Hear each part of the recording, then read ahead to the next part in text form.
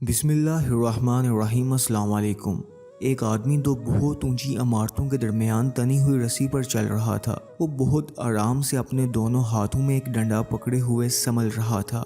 उसके कंधे पर उसका बेटा बैठा था। जमीन पर खड़े तमाम लोग दम साधे खड़े उसे देख रहे थे। जब वो आराम से दूसरी इमारत तक पहुंच गया तो लोगों ने तालियों की भरमार कर दी और उसकी खूब तारीफ की। उसने लोगों को मुस्कुरा कर देखा और बोला कि आप लोगों को यकीन है मैं वापस इसी रस्सी पर चलता हुआ दूसरी तरफ पहुंच जाऊंगा।